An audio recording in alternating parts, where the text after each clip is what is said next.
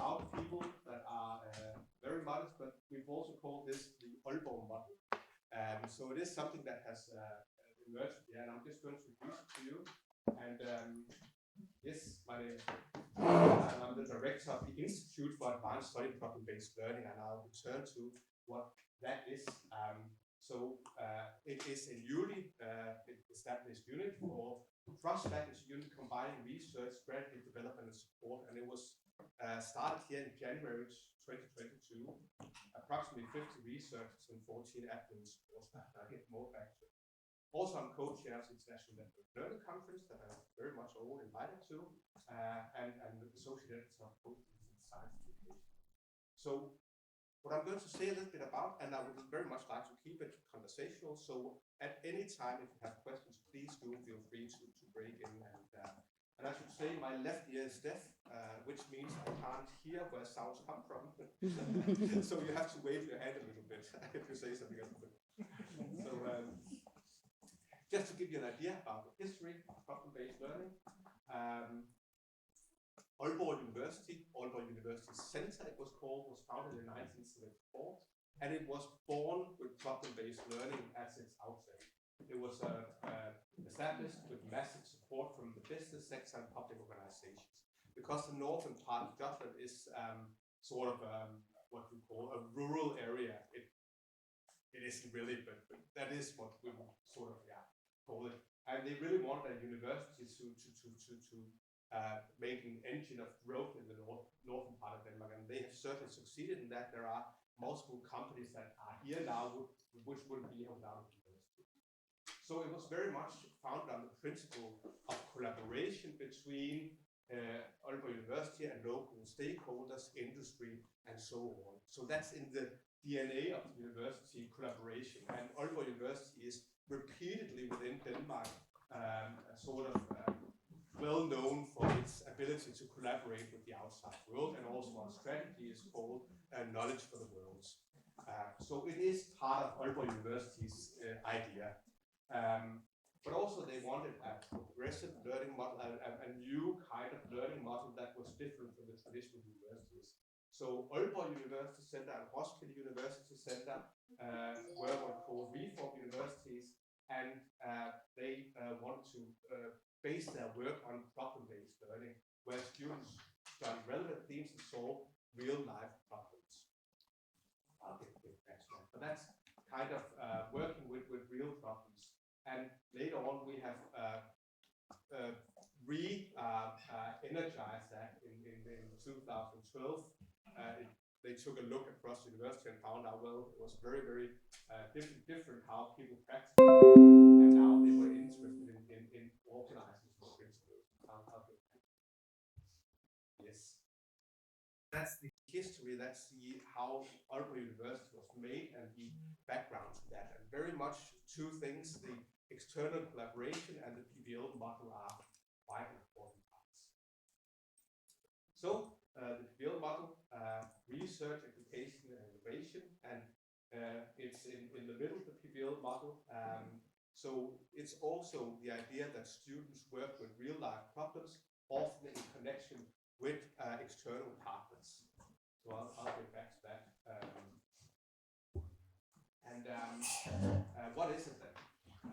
Problem and project-based learning, we call it, where problems form the outset of the stimulus for learning. So all students get to have a say of what is it that they want to work with. What is the problem they would like to solve?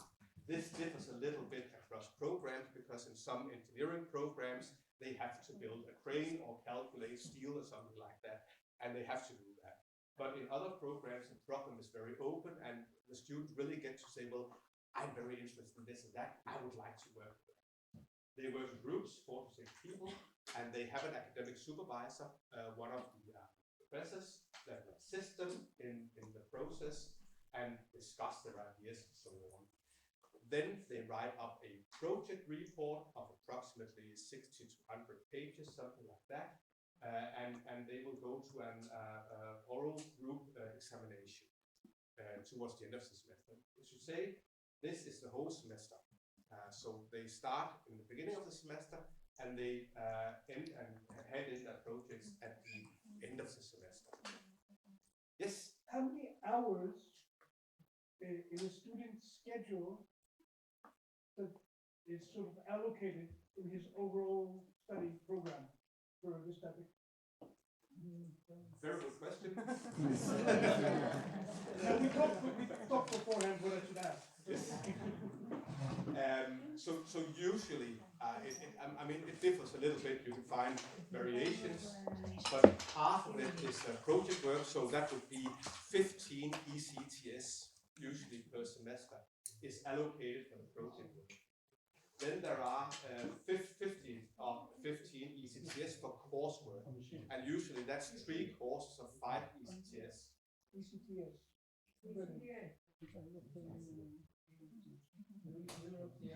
Okay, that's just so. I think you need to explain what ECTS is. Sorry, ECTS ECTS is European Credit Transfer System. So there are 30 ECTS per semester. And that's the student workload, how much they need to work. And one ECTS equals 27.4 hours of work. Yes. Yeah, to be precise.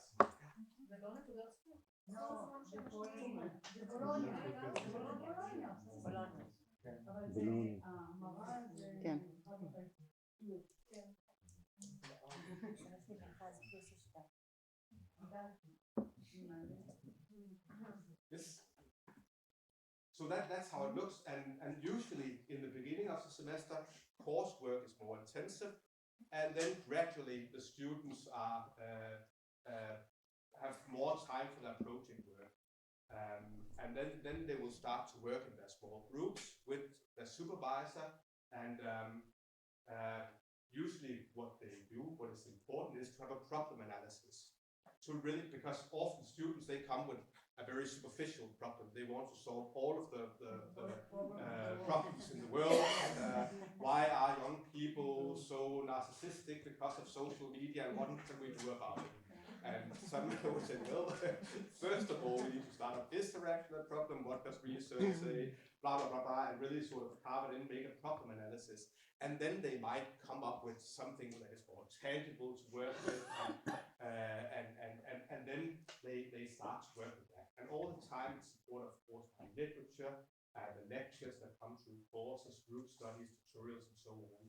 And then they write up the project report, which is a document of 50 to 100 pages, depending on how many members there are. Will we get the slides? התביישתי לשאול. Yes. I see everybody taking photos of each So other. we can live. It's perfectly fine. Yes, you'll get the slides. Yes. You take photo because you cannot remember. Do the projects have specific goals to them? I mean, if I take a project, I know that I'm a engineering class, and I know that I'm a second year, so you need to know by the end of this project, you design it so that they would have to go through the steps of learning, I don't know, fluid mechanics and statics. And you design the project around that, and they have to demonstrate in the end that they know these topics, or just they learn it in regular classes and then they just try to apply it to the project. No, the project module also, they also have specific learning goals that can be more or less open. And I think within some engineering programs, for instance, they might lead exactly to say, well, you have to work with this or that as part of your project. And sometimes I know also in the technical engineering department, they have what is called project catalogs. So they have a lot of suggestions for what the students could work with. Say, we have this or that project, and I would like to be supervised on it. So they have some more clearly defined projects. Yeah. So it differs across programs and disciplines how it's implemented. These projects are you're mixing discipline in the same project, students from different disciplines. It's a very good question. It's homogenic group of students from another department. Usually students, unfortunately, the אומר Aalborg משהו שזו שאלה טובה, זה אומר שיש לו תשובה. and that is a technical study. In principle, they are allowed to work across groups. Yeah, and we very much actually try to encourage it. But interdisciplinary, yes, but it is ECTS-wise a little bit difficult because students need to take their ECTS within their program, build money, there are study administrative limitations but we are actually working a lot with how we can get students together אני אגיד לך בשעות טובות יש oh, פה, אבל כולם טובות, בשעות טובות זה אלה שיש לי תשובה. אז בחרנו בתוכה. הייתה רעיון מדליק אבל יפה. האיש הזה. How much time do they have to choose and organize the thoughts around subject of the project? How much time do they have to decide what they want to do in a group? How do they organize themselves as a group? Yes, that's a very interesting question as well, and it differs a lot. Usually we have group formation days, so a bit into the semester, a week, 2 weeks, 3 weeks, and it's done very differently. But what I have been part of is that we have a group formation day where I've been facilitating, and then I ask all students in advance to, for instance, put ideas on a tablet, online, something like that. But then we come on the specific day and we start to list it on a blackboard. And then the students go into smaller groups. We use the whole day on the group formation. But it's a very, very tricky and interesting under-researched aspect of PBL as well. Yeah. Because sometimes they just say, well, go into this room and come back with 7 groups. And that will be it. What is happening more and more is also we put people in, we force them into specific groups. Then we call them administrative groups because we don't like to call them forced groups, but they are forced groups. So we just from the beginning of the semester say you'll be in these groups, which is sometimes a lot easier and also actually something the students like to do sometimes because it helps them to work with others. Yes. I have a question, but maybe you'll address it later. It's the resources that are required to actually do 50% of your studies PBL with small groups. So are you required for more lecturers? Is it a senior lecturer status or something else? I mean, how does it compare in terms of the resources the university invests compared to a regular course? That's a lot of manpower that you need at 50% of the courses and groups of 67. Yeah. And each group, they have an academic supervisor. And I think each student will have 7 to 15 hours of supervision. So do you know comparison of how much more the university has to invest in such, if it wants to adopt such a learning procedure, how much more investment it would need for something like that? Do you have any idea? But more. Yeah, I mean, I think other universities, I think we have the same amount of hours as they do in Aarhus and Copenhagen and the other public universities in Denmark. I just think we redistribute them differently. So we have less hours for coursework, for instance, and more for the supervision. So I think we have the same amount of hours. Maybe we invest a little bit more, but I have to check that. And do you prepare the instructors in a uniform way of how to be instructors of such a PBL? Is that something that you provide to the instructors as a basis? Yes, we have a course on problem and project-based learning. An introduction for the instructors? For the instructors, for the supervisors. Okay. For all academic staff, and Nikolai, who is in Learning Lab, will say something about that.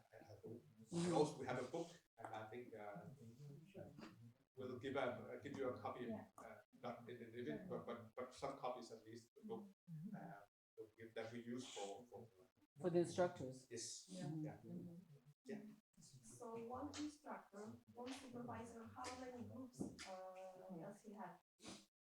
Because one group had one supervisor, but I don't believe that it is in the reverse process. So how many groups, how many students altogether during the semester one supervisor can lead?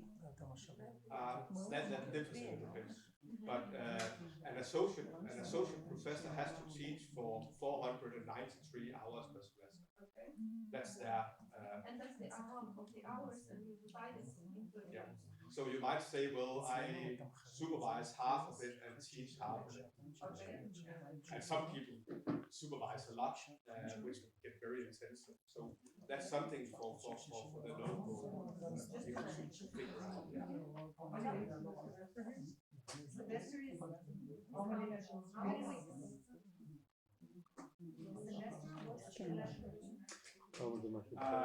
Oh, sorry. Yes, I should have clarified that.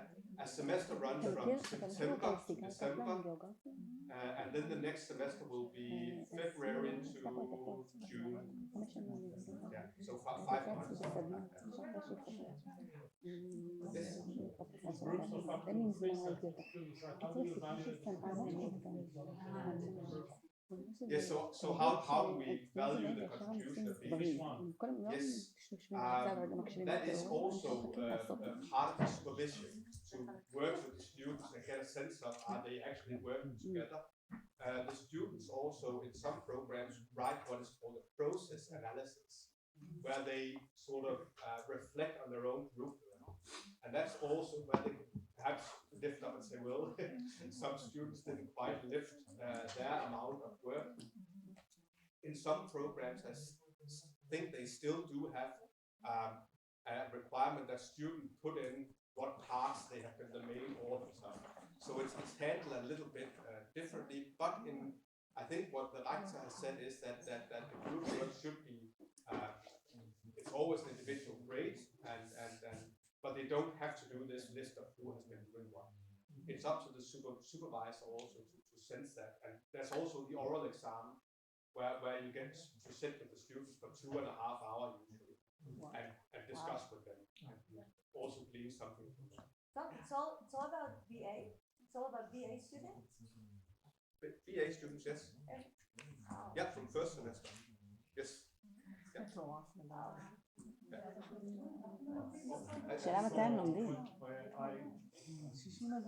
we are going to start in our university, we have to find some instructors in all fields.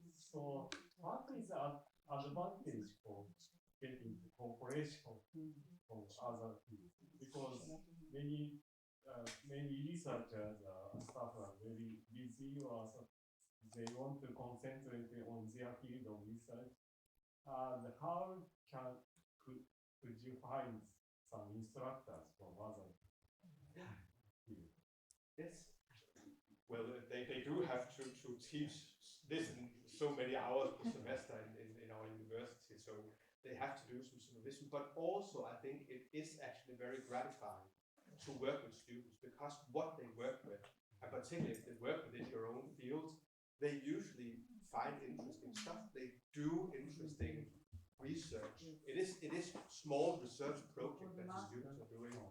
So I think actually engaging with them and listening to them and working with them, and sometimes in the higher semesters, we actually have examples of co-authored publications that have come out of the projects.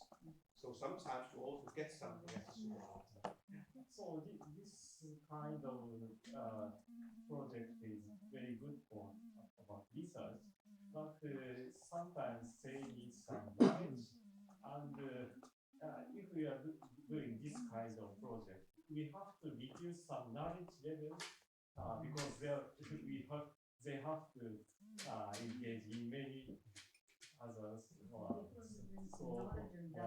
So usually if we want to do that, many staffs are thinking about we need some kind of knowledge level for basic knowledge. But half of people reduce that about half. So we are not so brave enough to reduce the level of knowledge. So how did you find? Of course, maybe you are going to start this time. No, it's a very good question. But half of their semester credit is for the mandatory courses, and usually the courses are where the disciplinary basic knowledge is taught. And adding to that, from my perspective, is that I think it's very important that we don't just teach the mandatory basic knowledge, but also what's important is that they get to work with it, they get to apply it in the project. So the idea is that what they get from the courses, the basic knowledge they get from the courses, they get to work with and apply in the projects. So if they've learned quantitative methods, then it also is something that they should then use in their project. So that's to me is the idea. But the courses, the mandatory courses, should be giving the basic knowledge. Yeah, I understand it's the ideal form, but many researchers think about they have to study many, for example, engineering, PBL, they accumulated many courses. Yeah. What is basic knowledge? Yeah, right. It's different when we are thinking. The basic knowledge today is group work, or how to find the literature and how to find the data. Not teaching the user. But I think, particularly for engineering, For engineering. Jette will come later today and host particular engineering, and she knows much better than I do because I'm not an engineer, I'm a humanities background. I'm engineering and I'm teaching PBL and project-oriented also in our campus. I'm in engineering and I'm teaching a lot of courses in PBL also in project-oriented. It's very popular within particular within engineering. I'm engineering. But it's a good point. How can we make sure they get the basic knowledge? Can you identify differences between your graduated students and students graduated from traditional universities? Yes, there are some at least when they are judged by industry, for instance. So what we get back is that they are first of all we get them they finish on time. The average time for a candidate from Aalborg University is 5 years and 1 or 2 months for a 5-year program. So that's pretty good. I think in Copenhagen it's 7. You can see some about that if you get there. And usually what they say is that they are very good at they are plug and play. They say they come in and they don't have to teach them to work together with others. They know how to approach problems, work in teams, and so on. So that is a huge plus. And then they have the same level of theoretical knowledge that is needed. So the companies would say, well, their theoretical knowledge is sufficient and good. Yes. What about these graduates going back to academia? How are they afterwards in graduate studies and PhDs? Do they see them and do they have the needed information and knowledge? I hope so. I would say But you don't. Yes, research-wise, yes, certainly. Yes. Yeah. So it works for both, not only industry but also for the research. Yes, also within the academic, yes, certainly. And we have now built quite competent environment. Yes, research-wise.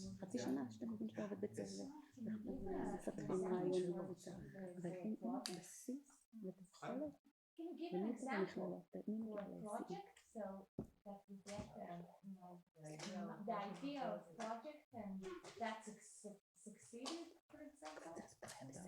Oh, there's been so many. Yes. I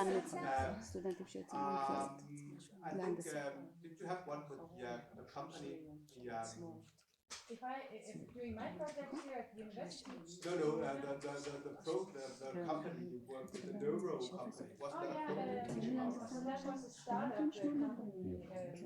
There was a group of young students who got together and they wanted to they grew a company who is they're working within new systems and trying to develop a system that will in the area of pain, in treating pain. And they are just in the process of, I think it's been two years since they finished here at the university, and now in a few months their product will go into the market. I can send you we can send you the web page so you can see that's an example of a startup, a company that actually spawned itself here. Yeah, and then But not all the project goes to startup.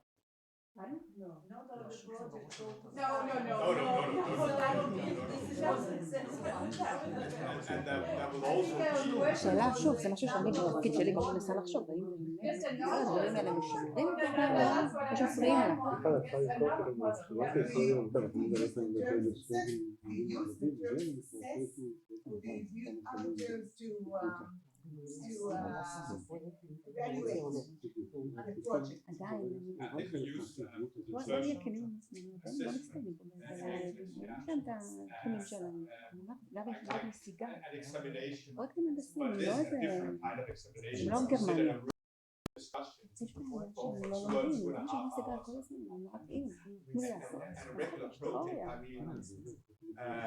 I have been supervising students who work with one of the student helper in industriality, and they were kind of looking into how they could build a system that would bring two different departments together, because they had recently been fused, and they had been told by municipality, now you need to create some kind of online program to get these people together and become happy. And we started to look at it and say, well, I said, maybe the problem is not technology, maybe you need to talk about how to fuse people and so on. So they started to do that and work together with the municipality on finding good solutions and thinking about how to merge it to departments. So that's a small kind of small. There are just hundreds of those every semester where they work with companies. But it could be, it could also be a theoretical thinking. You work within psychology, what is consciousness. But it's up to that, yes. So do you think it suits all students from all faculties when learning like this? I hope so, because we do it in all the faculties. So, for example, what kind of project do you have with students from mathematics? I mean... Oh, yes.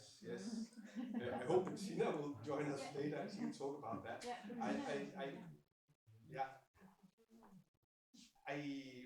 I don't know, I don't have examples for all, but I suppose... Yes, but the bachelor students in mathematical models, it's not that easy to incorporate in IT companies. When a bachelor student is a first year or second year, they won't be able to do it. You also PBL for schools.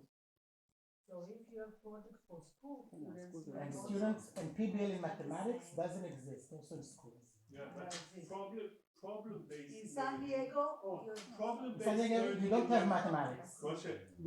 Problem-based learning works great in mathematics. You're right. Project-based learning. You're right. It's possible, but it's very hard. It's hard, and you're right. That first-year students. But I think when שזה יגיע בסטודנטים שלך, ש50% מהקורסים שלנו עושים PBL, אני יודעים לטפל אחרי זה הסטודנטים מקבלים המון רקע תיאורטי. But I do know, I mean, and it's very important to remember a problem can also be a theoretical problem, like a research question. So it could be exploring mathematical שליש תיאורטי, שליש מעשי. משנה א', שנה ראשונה יותר מבואות, קצת מעשי.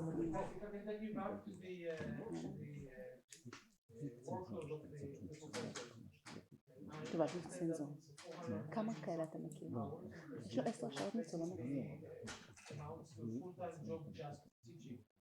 And this is almost 40 hours, 38 hours around a week or so. Of just being in charge of these projects and focus some other.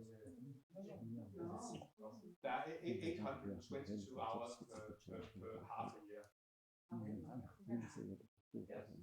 So it's a little, it's 60% teaching and 40% research. But the research is research is just not during the break between the semesters.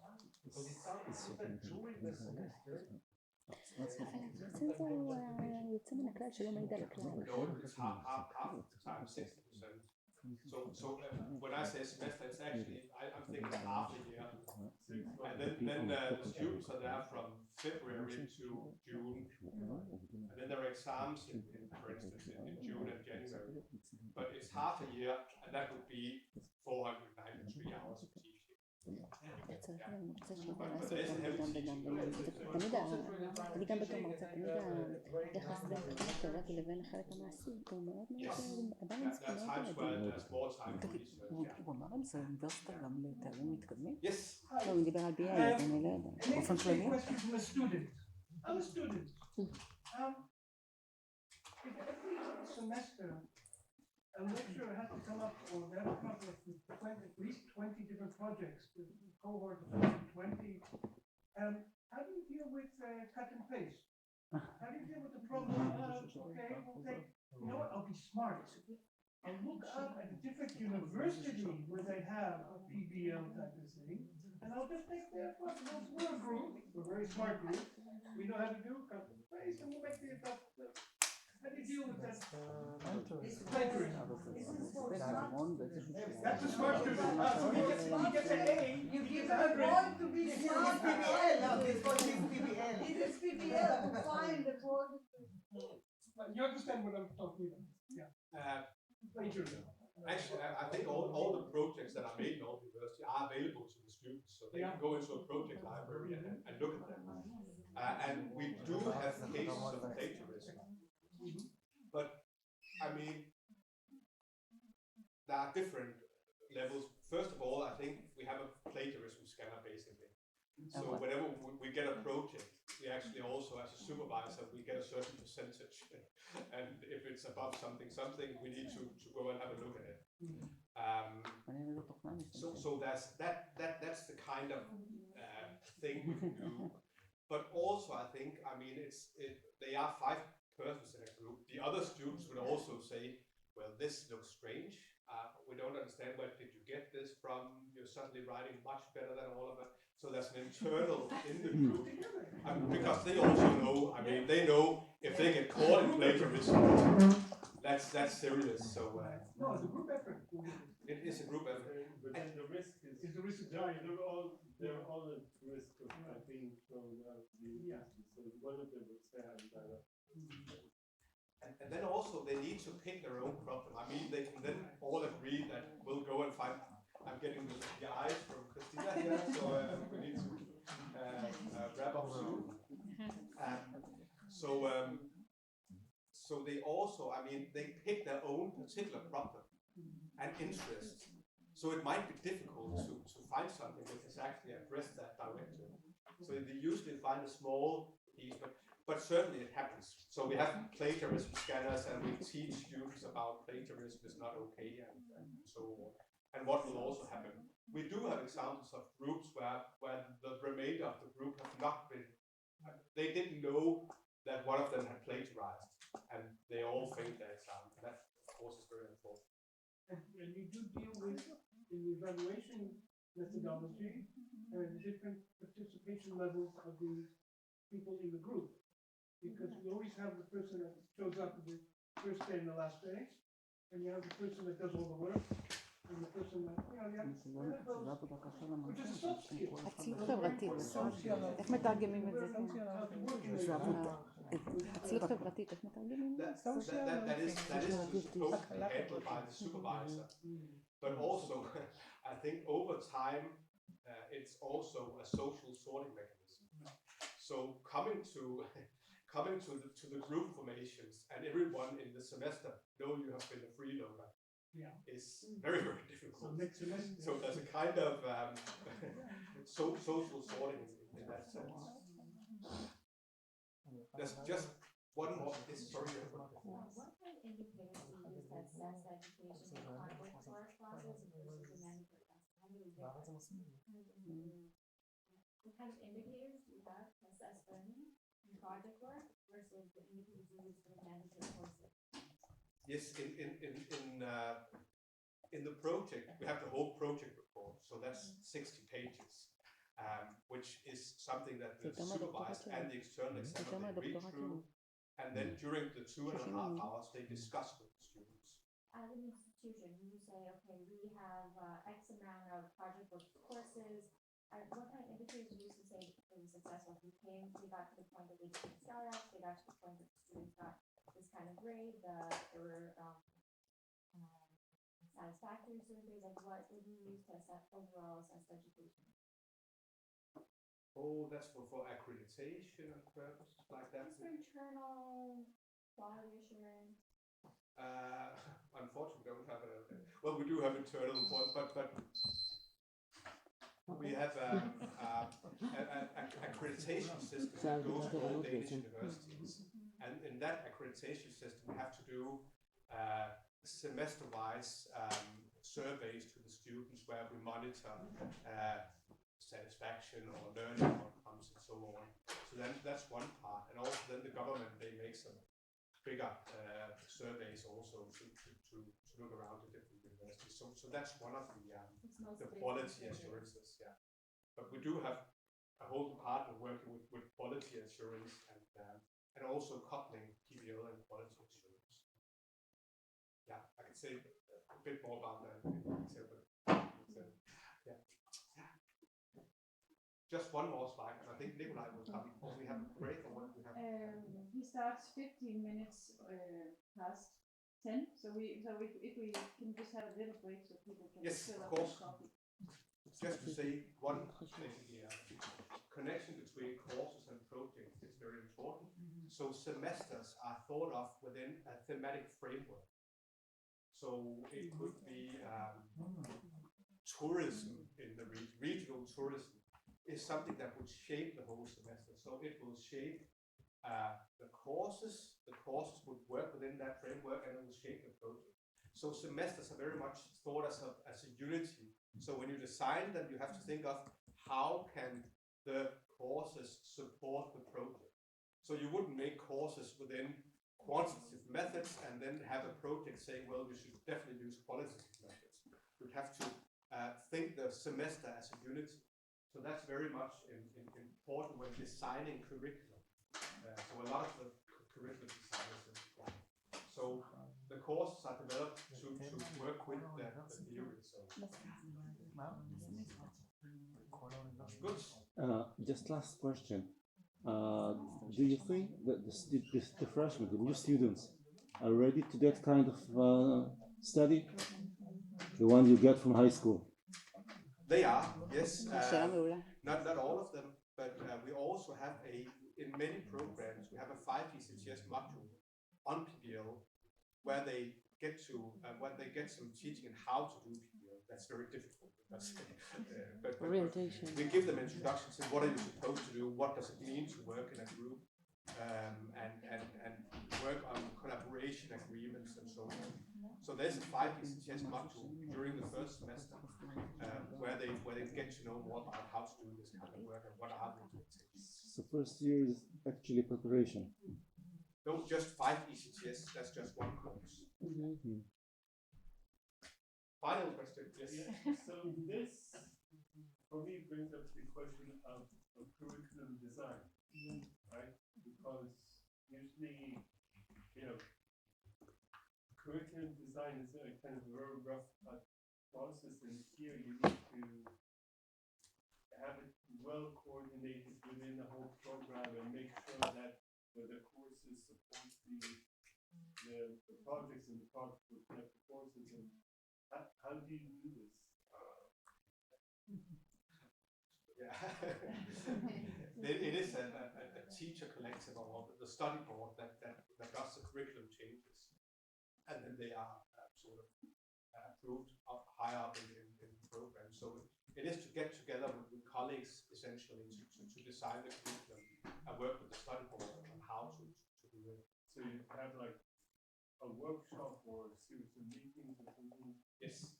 That, and who leads do people from your center then work with the program team, or do they do it locally in the study programs? And I haven't come to all the dark sides of people, because they were on the other side. I already got all the good stuff. Okay, but let's have a 10 minutes break and.